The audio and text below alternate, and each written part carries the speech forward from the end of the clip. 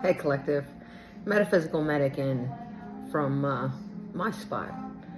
And I wanted to talk to you about addictions. I'm a recovery coach, and a lot of my employment history was spent at the VA, helping people with that had developed addictions. And I realized there's a few different ways that one can come about being in an addictive experience. And one, you slip up, you try it, and get hemmed up, right? Two, there's a history of addictive disorder in the family. It's kind of genetically predisposed. The third, primary, is that like with a lot of military members, they get injured and have been put on some kind of medication that helps with pain. And for whatever reason, it's abused because pain isn't controlled, and and then there it is.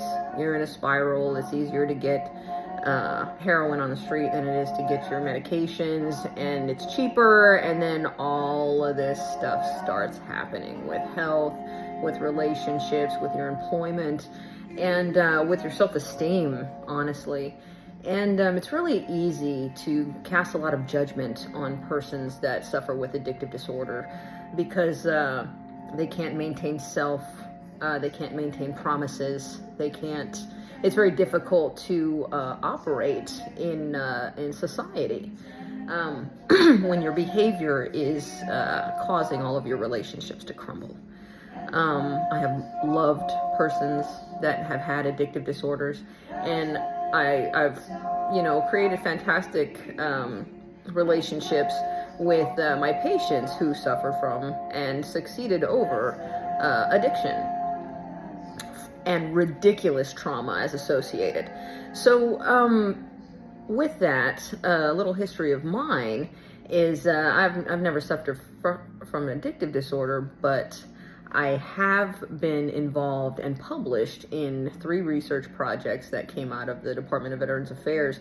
I'm not a doctor, I'm not an attorney or a clinician, but as support staff, I was published on a few different research projects that had to do with PTSD, alcoholism, or addictive disorders in general, and as a research coordinator.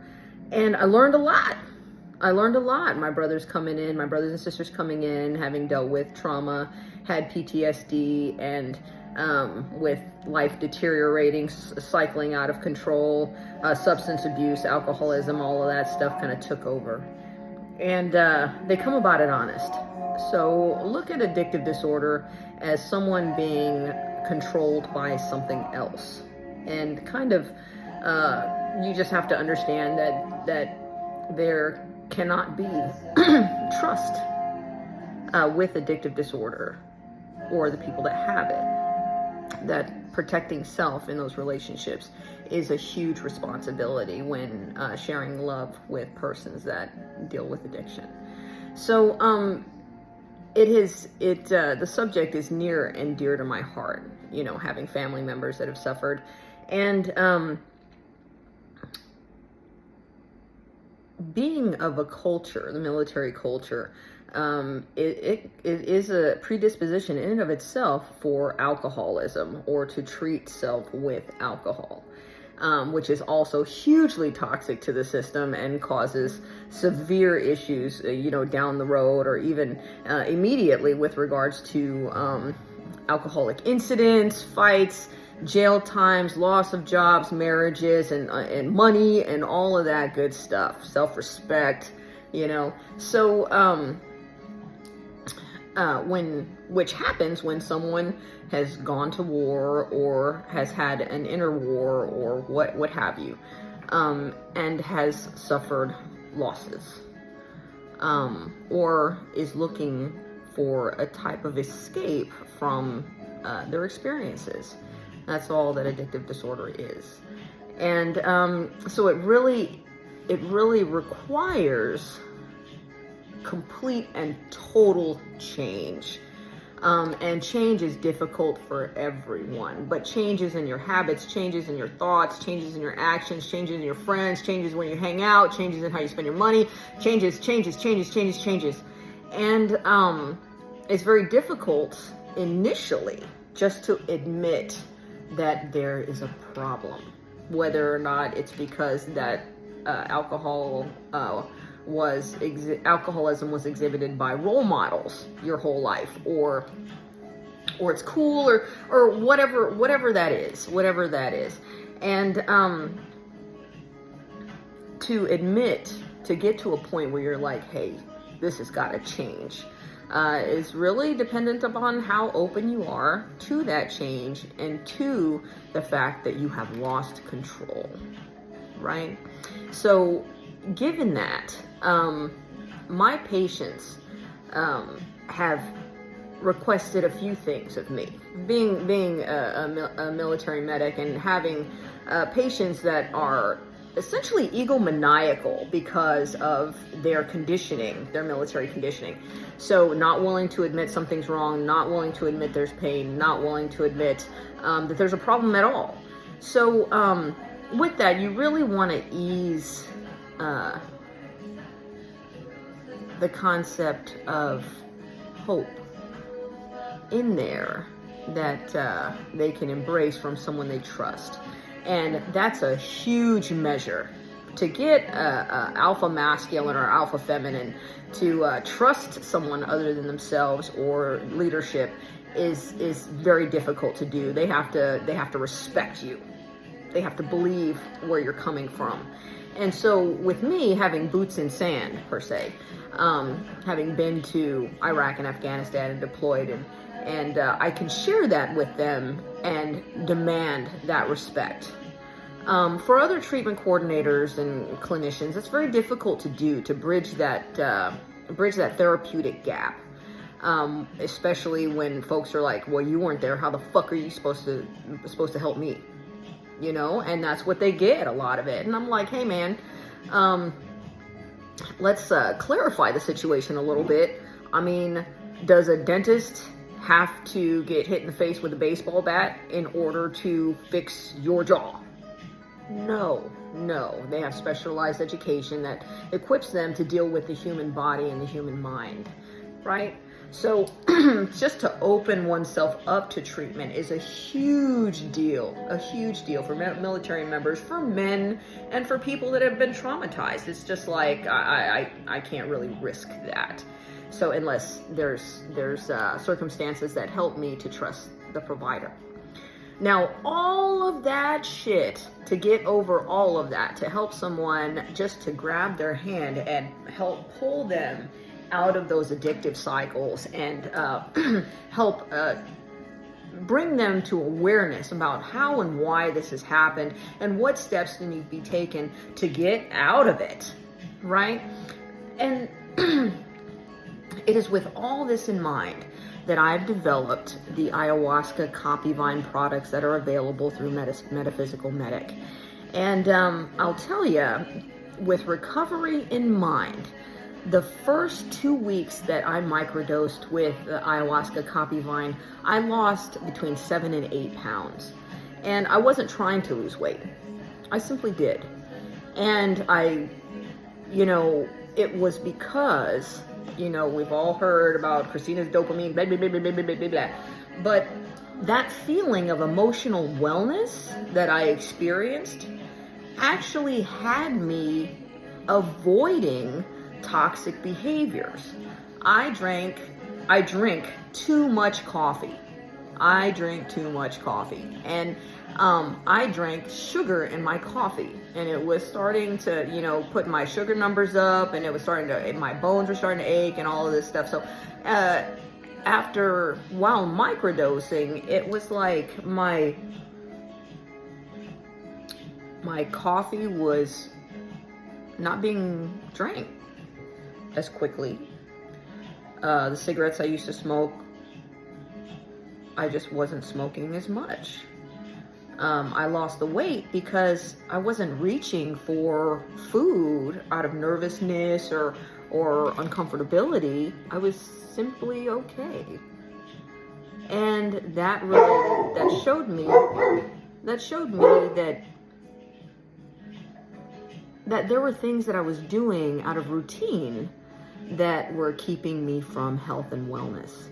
And that the Ayahuasca Caapi vine was giving me those messages by showing me what I needed and didn't need to do any longer, what I needed to kind of release because I didn't need to do it, honestly. And so that's Seraphine, my dog. But so in that, I noticed immediately that there was an incredible potential for Aya to be inducted into a regimen that was geared towards sobriety. Ayahuasca, after smoking for 30 years, I was able to not smoke.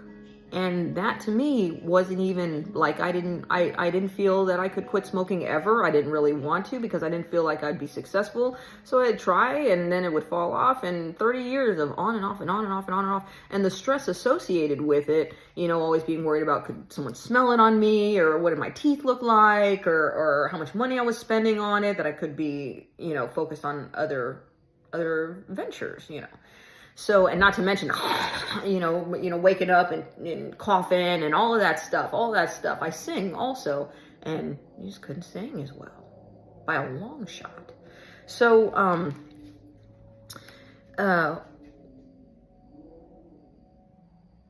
with the research that's already been presented, and the data states that when marijuana is added to someone's recovery, there is a large percentage increase in potential success over addictions, something like 20%, right?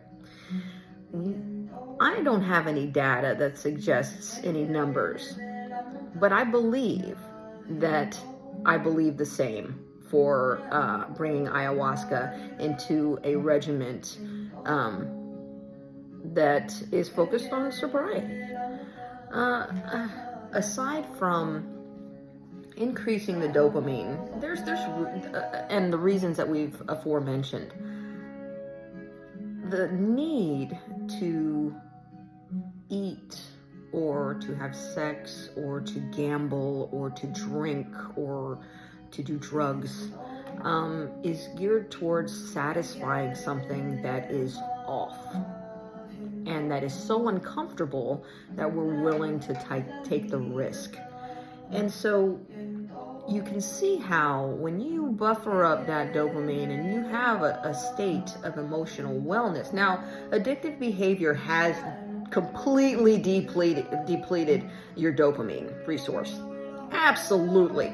The reason why an alcoholic wakes up and reaches for the drink is because they're looking to utilize that amount of dopamine that's built up in their system over the time they've slept. And so to bring themselves back to a feeling of normalcy, using that alcohol to impact those dopamine receptors. So with that, getting the system back into a normal dopamine zone, if you will, is of paramount importance. Not only that, but it helps with the symptomology that is usually the root cause of someone looking to make something better. Okay, so if that feeling of dis-ease has been corrected, then the need to go and re-immerse yourselves in hazardous and toxic life routines, is not nearly as strong. So we've developed several different products now to help people that don't really want to take medicine, and have done the programs. They don't have a lot of faith in the therapy and all of that other stuff. They've tried it, or they don't care about it. They don't care for it. So we have developed ayahuasca products that can be put in your coffee, that can be taken in capsulate as a natural herb and vine, and can be put in your food, or even smoked. So we place the Ayahuasca Caapi vine on different natural herbs, non-nicotine, non-CBD, non-THC herbs that that help support the experience, but also don't hem you up with regards to Operation Golden Flow, urinalysis, and the like. So what we also have is, this is brand new.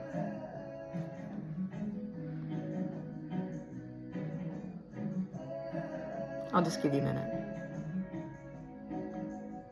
This is Ayahuasca Hookah. I haven't named it yet. I'm not sure what it's going to be. But essentially, it is concentrate. And what we do is those that are looking to help with symptomology in the mornings, concentrate, don't play. 1, 2. That's all you're needing, is those two drops in there, the concentrate.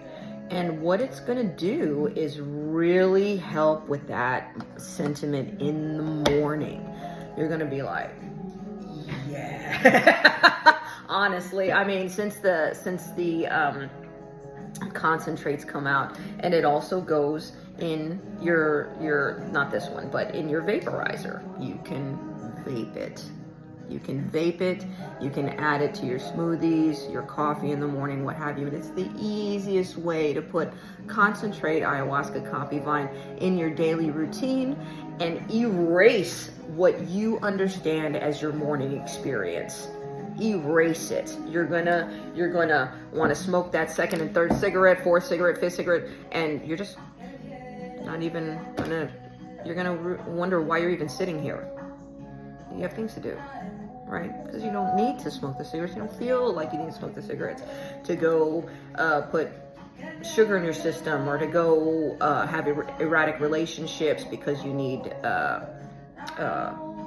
your ego needs to be rubbed. You know, whatever it is, that love that comes from Grandma Caapi vine, the support, will help you to kick a number of habits, just like I did. I mean, there was tobacco, there was caffeine, and we're not talking, you know, if you just want to cut back, or you have gotten diagnoses and you need to stop doing things, then yes, this is or you just realize that something has a little bit more hold on your life than you'd like, then Ayahuasca Caapi vine, as long as you're not on any SSRIs.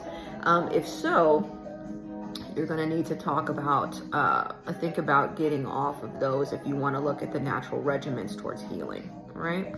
So, but otherwise, good for everyone, children, pregnant women, old people, I mean, dogs, cats. It's just good for us as beings of this planet.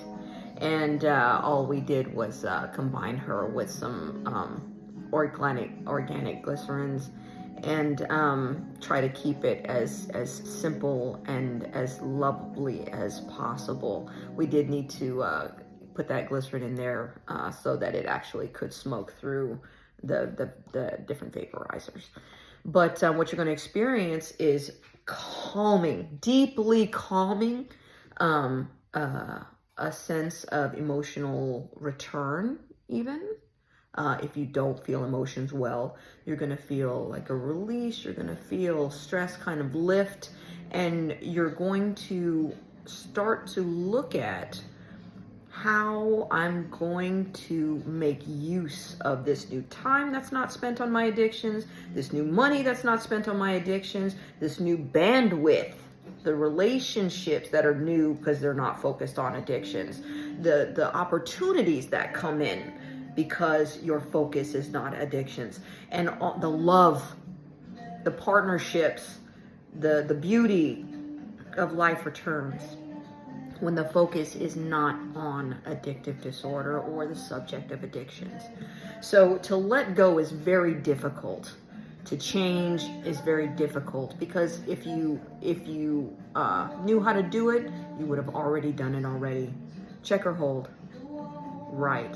So to ask for a little help, please do. We are a communal society. We are supposed to love one another. And the Grandmother Caapi Vine is really going to help support your emotional wellness into a place where you can truly change yourself, your understanding of self, your degree of self-confidence, and how you relate to everyone else, thus strengthening employment opportunities, relationship opportunities, romantic opportunities, monetary, business opportunities. All of those things start to come in when you start to understand that, hey, I'm not here by myself, and there is hope over all of this incredible shit that I've experienced where I'm not used to hope being there. Believe it, tribe, collective. I really would suggest anyone going through any kind of depression, anxiety, or emotional distress, or standard stress to come and check us out. In addition to addictive disorder, your life will be changed by Grandmother Ayahuasca, and I'm happy to help show you the way. I believe everything that I'm saying to be absolutely true because my own self has benefited from Grandmother and getting to know what life really has the potential of becoming. If you have any questions, please give us a call or shoot us up.